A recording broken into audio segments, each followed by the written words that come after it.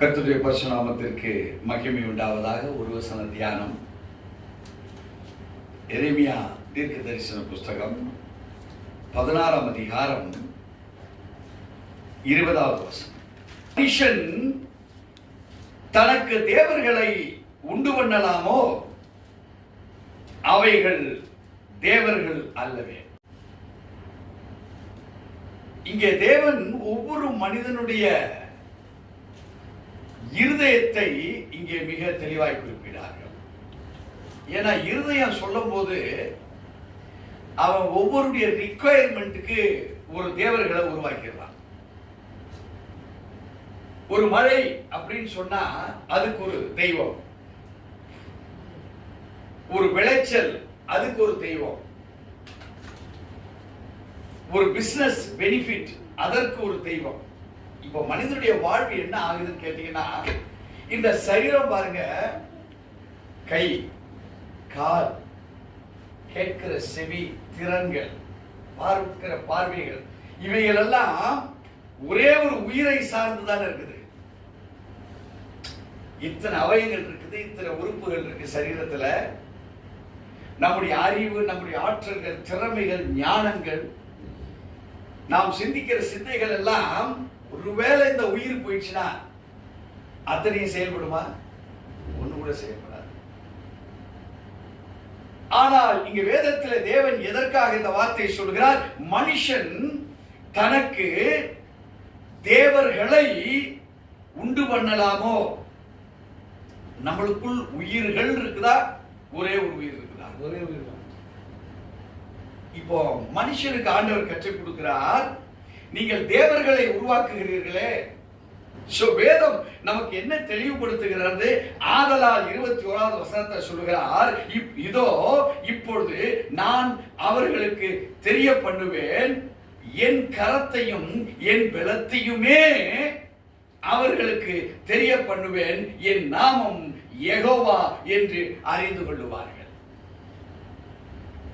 தேவச்சனமே, நம்முடைய வாழ்விலே கடனுக்காகவோ, பிரச்சனைகளுக்காகவோ, போராட்டங்களுக்காகவோ நாம் எடுக்கிற முயற்சிகள் நம்மை சார்ந்து, நம்ம அளவு எந்த அளவுல வாழ்ந்துட்டு இருக்கோமோ அந்த அளவுக்கு ஏற்ற நம்ம சால்வ் பண்ண நம்ம நினைக்கிறோம். ஆனா கடனோ, பிரச்சனையோ, போராட்டங்களோ அது உங்க லெவல்ல அல்ல, அதை தாண்டி நம்மளை கவிழ்க்கிற லெவலுக்கு இருக்காது நமக்குள்ள.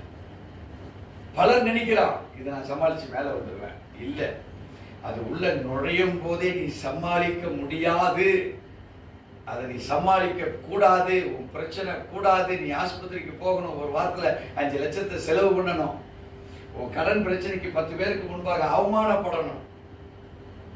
இதுதான் பிசாசனுடைய திட்டம். நாம் தேவன் என்கிற ஒருவரை சார்ந்து வாழுகிறோமா, அல்லது தேவர்கள் என்று சொல்லி நாம் சிந்திக்கிற அந்த சிந்தனையின்படி வாழ்கிறோமா? விக்கிரகம் என்பது நமக்கு முன்பாக ஏற்படுத்தப்பட்டதல்ல. விக்கிரகம் என்பது நமக்குள்ளாக வாழ்ந்து கொண்டிருக்கிற தெய்வீகமற்ற நிலையில் உள்ள சிந்தைகள். அதான் ஆண்டவர் சொல்றார், ஆதலால் இதோ இப்பொழுது நான் அவர்களுக்கு தெரிய பண்ணுவேன், என் கரத்தையும் என் பலத்தையுமே அவர்களுக்கு தெரிய பண்ணுவேன். அவர் சொல்றார், it is only myself I show the way.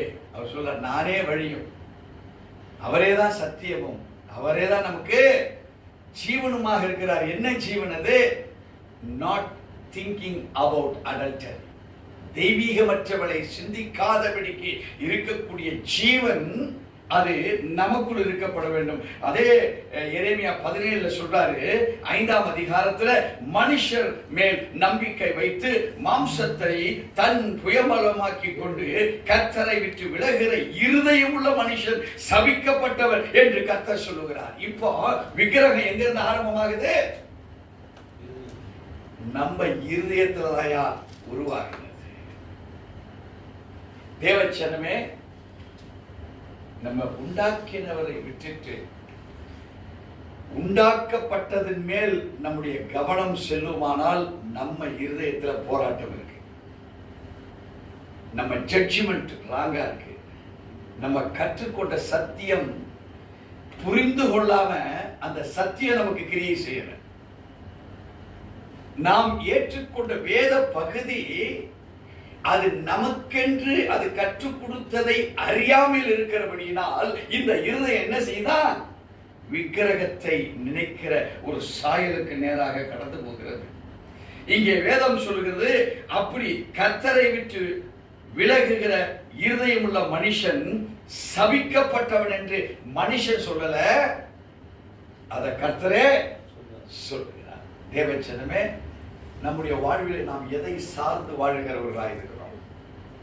புதிய ஏற்பாட்டில் ஆண்டவருடைய வேத வசனம் நம்மளுக்கு சொல்லுகிறது. யோவான் எழுதின சுவிசேஷம் 5ஆம் அதிகாரம் 24வது வசனத்தை வாசித்து பார்க்கிற பொழுது, என் வசனத்தை கேட்டு என்னை அனுப்பினவரை விசுவாசிக்கிறவனுக்கு நித்திய ஜீவன் உண்டு. அவன் ஆக்கினைக்கு தீர்ப்புக்கு உட்படாமல் மரணத்தை விட்டு நீங்கி ஜீவனுக்கு உட்பட்டு இருக்கிறான் என்று மெய்யாகவே மெய்யாகவே உங்களுக்கு சொல்கிறேன். Don't make your decisions. Don't be joined with your own heart.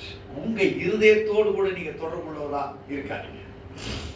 அந்த இருதயமோ நம்முடைய எல்லா பகுதிகளுமே இந்த சரீரம் வாழ்வதற்கு, ஆனால் தேவனோடு நீங்க வாழ்வதற்கு தேவன் வார்த்தையை உங்களுக்கு கொடுத்திருக்கிறார். ஹல்லேலூயா. அந்த வார்த்தையை விட்டுட்டு உன் இருதயம் சொல்றதை நீ சிந்திப்பாயானால் அது நீ எவ்வளவு படிச்சிருக்கிறியோ அவ்வளவுதான் உன் சிந்தனை. நீ படிக்கல, உன் சிந்தனை கம்மி. மீடியமா படிச்சிருக்க, உன் சிந்தனை மீடியம். அதிகமா படிச்சிருக்க, உன் சிந்தனை அதிகம். இல்ல ஞானவான் ஆகும்படி நீ படிச்சிருக்கிற, ஞானவான ஆகிறதுக்கு உண்டான அந்த படிப்பு தான் உங்ககிட்ட இருக்கும். ஆனால் வேதம் அப்படி சொல்லவில்லை. God says we have to depend upon the word of the God. நாம் தேவனுடைய வார்த்தை என்கிற வசனத்தை சார்ந்து தான் நீங்க வாழணும் அப்படின்னு வேதம் சொல்லுது. வேற there is no alternate at all. அது என்ன சொல்லுகிறார்? என் வசனத்தை கேட்டு என்னை அனுப்பினவரை விசுவாசிக்கிறவனுக்கு நித்திய ஜீவன் உண்டு. அவன் ஆக்கினை தீர்ப்புக்கு உட்படாமல் மரணத்தை விட்டு நீங்கி ஜீவனுக்கு உட்பட்டு இருக்கிறான் என்று மெய்யாகவே மெய்யாகவே உங்களுக்கு சொல்லுகிறேன்.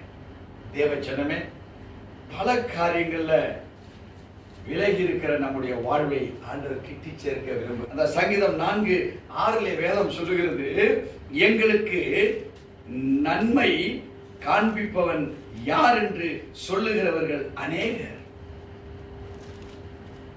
இன்னைக்கு உலகம் எப்படி இருக்குதா? அநேகர் எந்த பட்டியலில் வராங்க?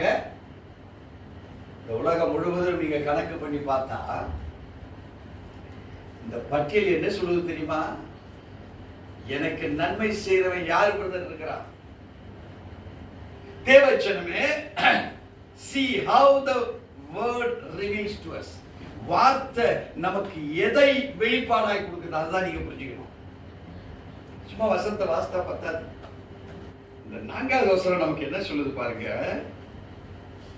எங்களுக்கு நன்மை காண்பிப்பவன் யார் என்று சொல்லுகிறீர்கள் அநேகர். இந்த வசனத்தை வாசிக்கிறீங்கன்னு வைங்க, நீங்களே இதுல நீ எங்க இருக்கன்னு முதல்ல யோசனை பண்ணணும். இந்த அநேகர் லிஸ்ட்ல நம்ம இருக்கிறோமா?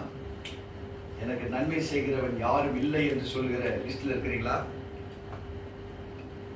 அப்படி நினைக்கிறீங்க, அது பாசிட்டிவா நெகட்டிவா? தமிழ் சினிமாவில் பார்த்துருக்கு. தெய்வம் என்றால் அது தெய்வம், சிலை என்றால் அது சிலை. இப்ப இந்த வசனம் சொல்லியிருக்கு, எனக்கு நன்மை செய்கிறவன் யார் என்று கேட்பவர்கள் அநேகர். இப்போ நீங்க நினைக்கிறீங்க, ஆமா பாஷா நான் கூட இதெல்லாம் இருந்தேன். இப்ப யார தெரிஞ்சுக்கிட்டீங்க? ஆண்டவரை தெரிஞ்சுக்கிட்டோம். தெரிஞ்சதுக்கு அப்புறமும் இந்த வசனம் உங்களுக்கு ஆக்ட் ஆகிட்டு தான் இருக்குது. இப்ப அதான் கொடுமை. உங்க வாழ்க்கையை நீங்களே சொல்லியிருப்பீங்க, போன வாரம் கூட சொல்லியிருப்பீங்க, ஒன்னும் இன்னும் செட் ஆகல, முடிஞ்சு போச்சு, நீ அநேகர் லிஸ்ட் தான். இது கிடைக்கல பிரதர், நீ அநேகர் லிஸ்ட்ல தான் வந்துடும் நினைச்ச பாருங்க. போன வாரம் அது வரவே இல்லை. கிடைக்க நினைச்ச பாருங்க, அது கிடைக்கவே இல்லை. சரியாக நினைச்ச பாருங்க, சரியாவே ஆகல. சொல்றது வேற யாரும் இல்ல. யார் சொல்றா? கிறிஸ்தவன் தான் சொல்றான். இவன் எந்த லிஸ்ட்ல இருக்கா? அநேகர் லிஸ்ட். எனக்கு நன்மை செய்கிறவன் யார் என்று கேட்கப்படுகிற லிஸ்ட்ல இருக்கான். நீ why don't you wait for the time of the God? ஏன் தேவனுடைய நேரத்துக்காக நீ வெயிட் பண்ண கூடாது? அவசரப்பட்டு ஏன் அநேகர் லிஸ்டுக்குள்ள உள்ள ஓடி போற? பசி இருக்கட்டும், என்ன செத்தா போயிடுவேன். பசிச்ச பூரா செத்து போயிடுவான்னு இன்னைக்கு நாட்டுல ஒரு மனுஷன் இருக்க மாட்டான். எல்லாருக்கும் பசி உண்டாகுதா? ஜீசஸ்க்கு பசி உண்டாகுச்சு. அவர் பார்த்தாரு அத்தி மரத்தை. பசிக்கு அங்க ருசியா கிடைச்சதாங்க? ஒண்ணுமே கிடையாது. என்ன ஆயிடுச்சு மரம்? அப்போ பசிக்கு கிடைக்காதவெல்லாம் ஒருவேளை செத்து போறதா இருந்தா இந்த பூமியில ஒரு ஆள் இருக்க மாட்டான். தேவ ஜனமே, வேதம் தெளிவாய் நமக்கு சொல்லுகிறது, நம்மை எந்த ஸ்தானத்தில் நீ வைக்கிறியோ, where you are being fixed. கரண்ட்ல கை வச்சீங்கன்னா நீங்க நல்லவங்க தான். கரண்ட் பார்க்க மாட்டேங்க, இவர் நல்லவர் இருக்குது, இவர் மேல கரண்ட் பாயக்கூடாது. நல்லவன் கரண்ட்ல வச்சா கையே ஷாக் அடிக்குமா அடிக்காதா? என்ன பாஸ்டர், நல்லவன் பாஸ்டர் அவன். என்னங்க அவர் எவ்வளவு நல்லவர். 1000 ஆபரேஷன்ஸ் பண்ணி ஒரு ஆபரேஷன் கூட தோத்து போற சக்சஸ் பண்ணவர். அவர் வைக்கிறார் கையில கரண்ட்ல, என்ன அவரை போய் செத்துருவாருன்றீங்க. தேவச்சனமே, ஒரு கரண்ட் இட் இஸ் பெர்ஃபெக்ட்னு அர்த்தம். ஒரு கரண்ட் எப்படி? It is very perfect. It was invented by a human. See, if the words are being created by the Lord, will it do its work or will not do its work? தேவனால் உருவாக்கப்பட்ட அந்த வார்த்தையாகப்பட்டது அது கிரியை செய்யுமா செய்யாதா? எத்தனை பேர் விசுவாசிக்கிறீங்க செய்யாதுன்னு? செய்யாது நீங்க விசுவாசிக்கிறீங்க, செய்யும் தானே விசுவாசிக்கிறீங்க.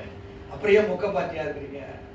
எனக்கு போன வாரம் போன பிரதர் கிடைக்கல, இந்த வாரம் பார்த்த பிரதர் முடியல, நாளைக்கு போற பிரதர் எனக்கு சந்தேகமா தான் இருக்குது, எனக்கு அது நடக்காது. தேவ ஜனமே, ஓ இருதயம். எரேமியா 17:5 என்ன சொல்றார்? வாசிப்போம். மனுஷன் மேல் நம்பிக்கை வைத்து மாம்சமானதை தன் புயபலமாக ஆக்கிக் கொண்டு கர்த்தரை விட்டு விலகுகிற மனுஷன் அல்ல, இருதயமுள்ள மனுஷன். So your heart is the culprit. உன் இருதயம் தான் குற்றவாளி.